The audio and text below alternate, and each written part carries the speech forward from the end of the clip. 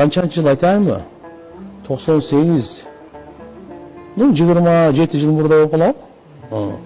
Ошондо адамдар кээде аябай семейный проблема, кыжалатчылык менен келгенде ушуга айтат эле да 500 жол айт дейт эле. Канча жолу? Ла хаула ва ла куввата илля биллани алдын 11 жолу салават айт, 500 жолу буну айт, андан кийин 11 жол салават айт, чын жүрөктөн Аллага кайрылып дуа кыл дейт. Маселе чечилет сөзсүз. Ушун зикирдин берекеси менен Алла субханаху ва таала сага алхамдулилlah маселени чечип берет. Кайгы, кыжалатчылык кетет, сыноолор, оорлор жеңилдейт, келген балелер жок болот.